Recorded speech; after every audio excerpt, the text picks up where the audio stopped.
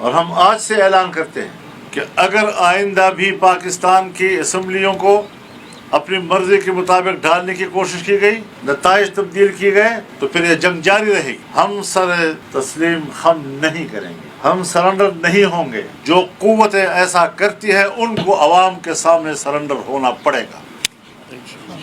پھر یہ جنگ ہے، پھر یہ جنگ جاری رہے گی، اور جو بھی نتائج ہوں ہم ان نتائج کو قبول بھگتنے کے لیے تیار انشاءاللہ العزیز۔ اللہ ہمیں استقامت نصیب فرمائے۔ اس وقت حالات کیا ہیں؟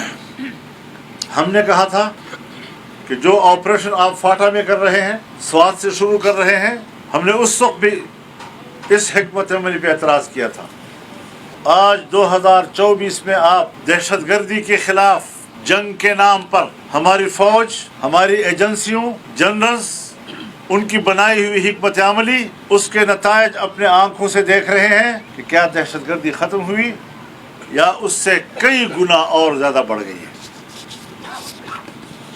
اور مجھے تکلیف ہوتی ہے یہ کہتے ہوئے کہ صوبہ خیبر پختونخوا اور بلوچستان میں ریاستی رٹ ختم ہو چکی ہے۔ عوام مسلح تنظیموں کے رحم و کرم پر ہے، کوئی شخص اپنے ماحول میں محفوظ نہیں، اور یہ معلوم نہیں ہو سکا آج تک کہ ہمارے ادارے واقعی دہشت گردی کے خلاف جنگ لڑ رہے ہیں یا دہشت گردی کے خلاف جنگ کے نام پر وہ قبائلی علاقوں کے معدنی ذخائر پہ قبضہ کر رہے ہیں، وہاں تک رسائی کے لیے اپنا جواز تلاش کرنے کی کوشش کرتے ہیں، وہ اپنا اعتماد بھی کھو بیٹھے۔ اب لوگ نہ فوج کو آپریشن کرنے کی اجازت دے رہے ہیں، نہ اس پر وہ اعتماد کر رہے ہیں۔ اگر ہمارے اداروں پر اور ہماری فوج پر عام آدمی کا اعتماد ختم ہو جائے گا، آپ بتائیں کہ امید کی آخری جگہ کیا رہ جائے گی ہماری؟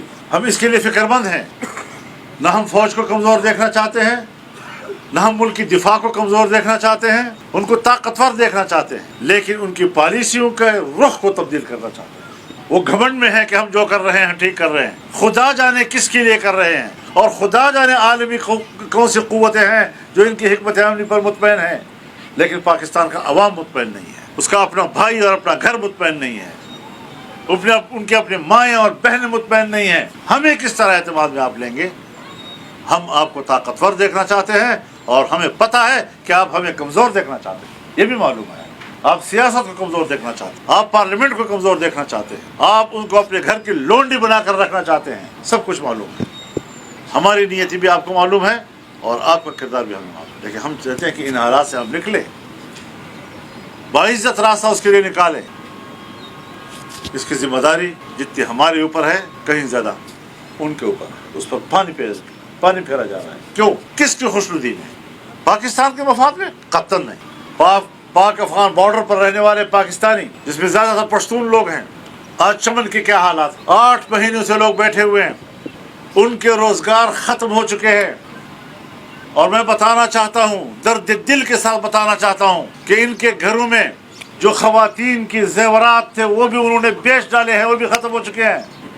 اپنے گھروں کے دروازے اور کھڑکیاں بیچ رہے ہیں، اور صبح شام کی روٹی کے لیے انتظام کر رہے ہیں، اور ریاست ہے کہ کوئی متبادل روزگار کا انتظام کیے بغیر ان پر دباؤ ڈال رہی ہے کہ جو ہم کہتے ہیں ماننا پڑے گا، جبکہ یہ چیزیں چلنے والی نہیں۔ انگور اڈا کے لوگ، جو جنوبی وزیرستان کا آخری شہر ہے، بارڈر کا گاؤں ہے، کسی زمانے میں گیا ہوں وہاں، اور مجھے یاد ہے میری رات افغانستان میں تھی اور میرا جلسہ پاکستان میں تھا۔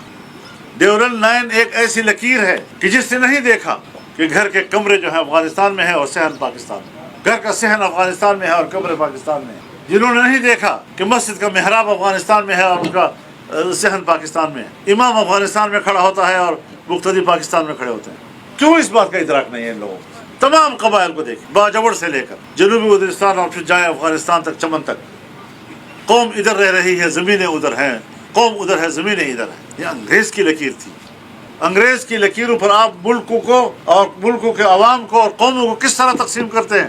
انہوں نے اپنے روزگار کے لیے وہاں لوکل سطح کا کوئی انتظام کرنا ہوتا ہے، آپ ان کے وہ مواقع بھی ان سے غصب کر رہے ہیں، ان سے چھین رہے ہیں، اور عنوان دیتے ہیں پاکستانی مفاد، سمگلنگ کو ختم کر رہے ہیں ہم لوگ۔ خدا نہ کرے، خدا نہ کرے کل کوئی کہنے والا کہہ جائے گا کہ عوام کو تو کہا جا رہا ہے کہ تم سمگلنگ کر رہے ہو، جبکہ عوام سمگلنگ نہیں کر رہے، عوام اپنے روزگار کے لیے دن رات کی محنت کر رہے ہیں۔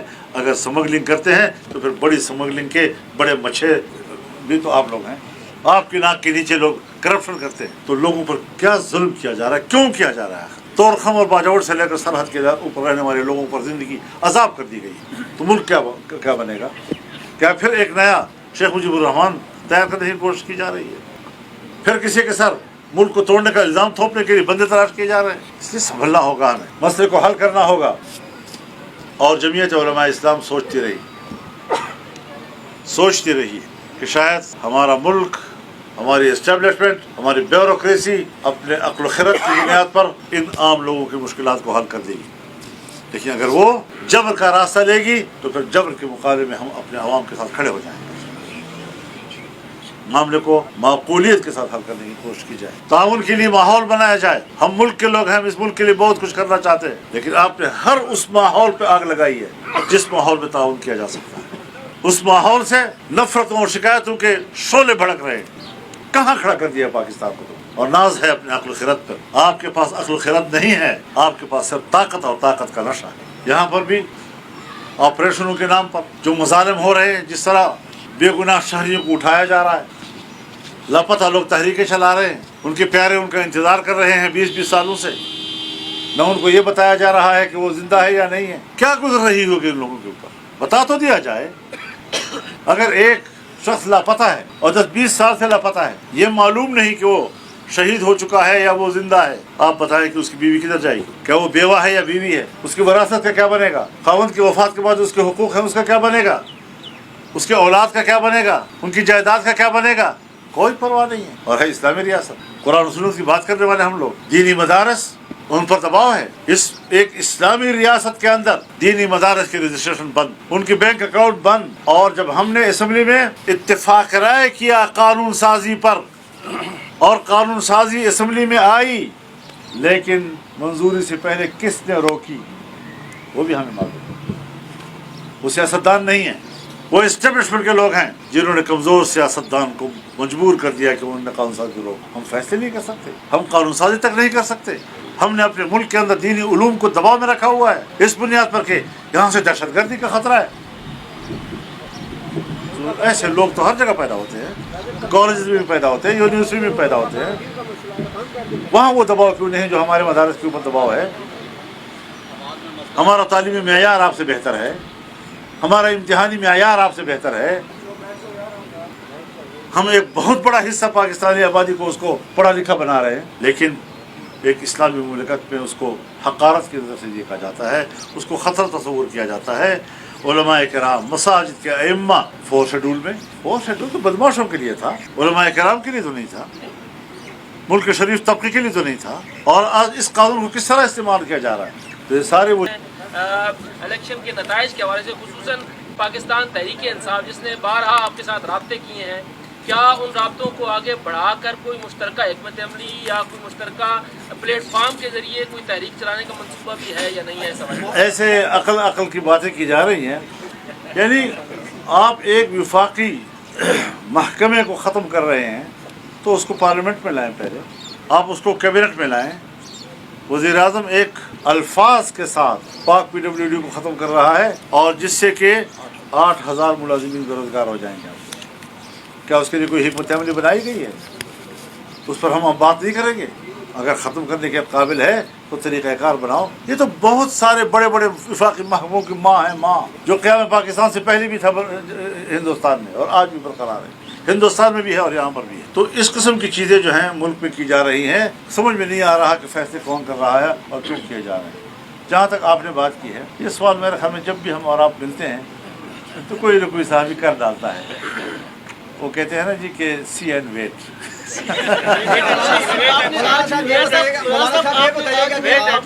آپ نے اڈیالہ میں بیٹھے قیدی کو یہ ان کے رہنماؤں کے ذریعے کچھ بھیجا تھا کہ آپ پر جو تحفظات تھے, آپ کو کیا ان کا کوئی جواب آپ کو ملا؟ ایک بات ذہن میں رکھیں, یہ ساری باتیں سوشل میڈیا کی ہیں.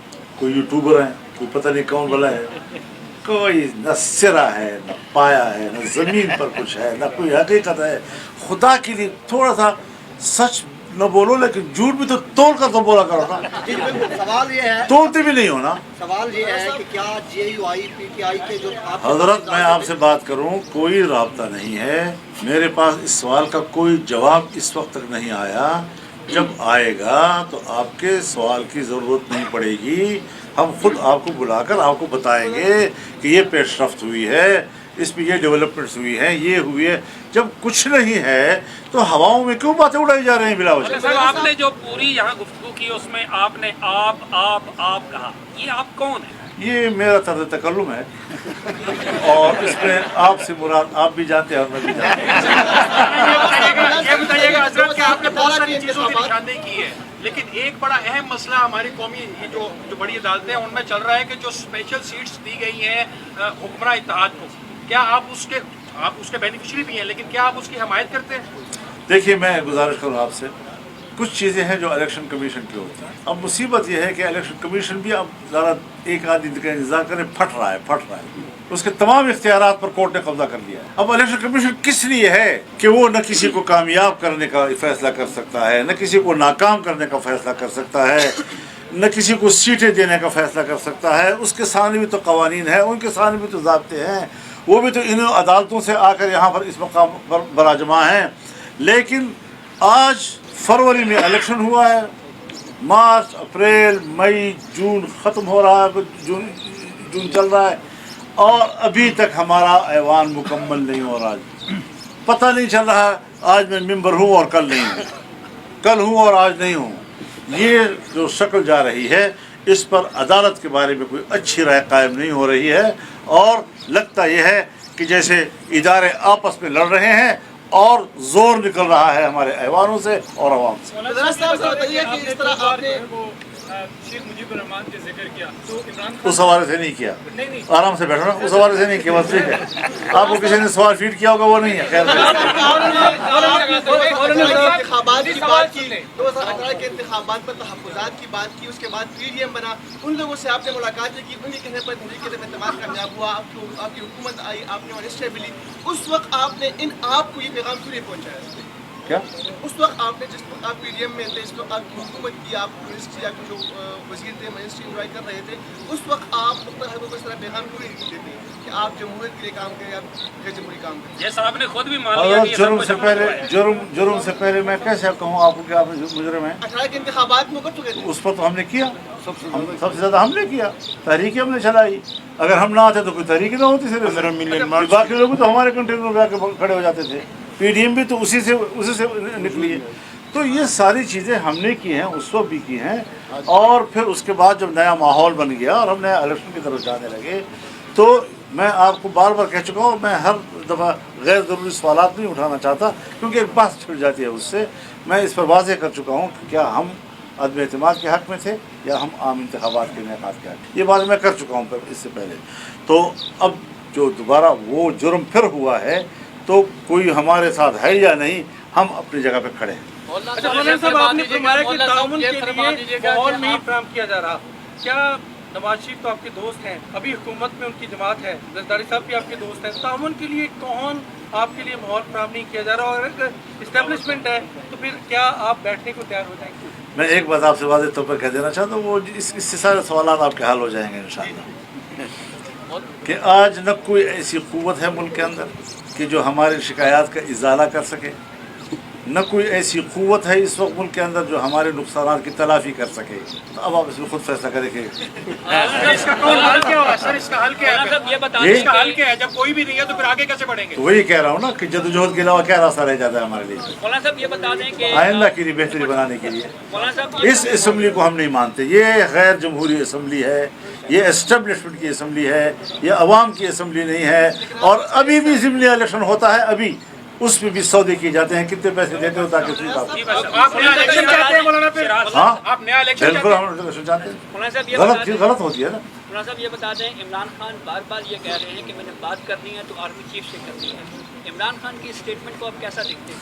मैं उस पर इसलिए तबसरा नहीं करता कि वो जेल में और हर आदमी जब बाहर आता है तो मुझे खान साहब ने ये कहा, फिर दूसरा आता है तो कहते मुझे खान साहब ने ये कहा, फिर तीसरा आता है मुझे खान साहब ने ये कहा, फिर चौथा आता है मुझे खान साहब ने ये कहा, फिर पाँचवा आता है फिर कहते हैं मुझे खान साहब ने ये कहा, फिर छठा आता है फिर खान साहब ने ये कहा और अभी तक किसी अदद पर बात रुकी नहीं है। तो किससे बात है और किसकी बात पर हम मुज़ाकरात की बुनियाद डालें? تو یہ وہ چیزیں ہیں حضرت، ہر چیز میچور ہونی چاہیے، ہر چیز سنجیدہ ہونی چاہیے. وہ یا تو خود جیل سے باہر ہے، ہمیں کوئی اعتراض نہیں ہے، عدالتوں کا معاملہ ہے، جو بھی معاملات ہیں، لیکن یہ ہے کہ ہم نے سیز فائر کیا ہوا، ہماری طرف سے کوئی نہ الزام تراشی ہے، نہ خلاف بیان ہے، نہ ہم پرانی باتوں کو دہرا رہے ہیں. اپنی پوزیشن تبدیل ہوگی اس وقت جب تحفظات ہوں. پاکستان کے ذکر کیا گیا، افغانستان کے معاملے پر پانی پھینک دیا گیا، تو کیا پاکستان یہ انٹرنیشنل اسٹیبلشمنٹ کے کہنے پہ کر رہا ہے یا امریکی دباؤ ہے؟ اور مولانا فضل الرحمان صاحب کی صورت میں یا عمران خان صاحب کی صورت میں نیا شیخ مجیب آئے گا، آپ کیا کہتے ہیں؟ یعنی اس سوال کو آپ نے خواہ دوبارہ ہمیں یہ ملک کی سلامتی کے جو سوالات ہیں اس کو سنجیدگی سے لینا چاہیے، لیکن معاملات ہیں سنجیدہ، اس میں کوئی شک نہیں.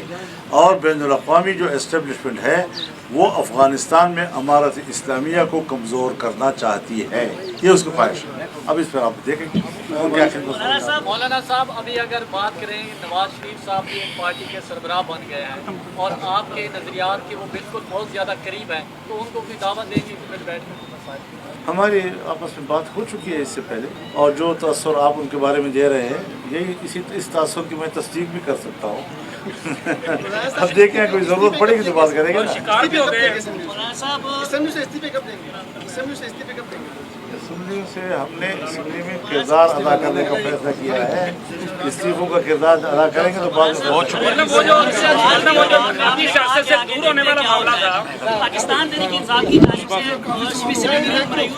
بہت شکریہ جناب، بہت شکریہ. معاملات دوبارہ الیکشن کی جانب بڑھ رہے ہیں، تو آپ کیا سمجھتے ہیں؟ اس کے علاوہ کوئی راستہ نہیں ہوگا. بہت شکریہ جناب. ٹائم چاہیے تھا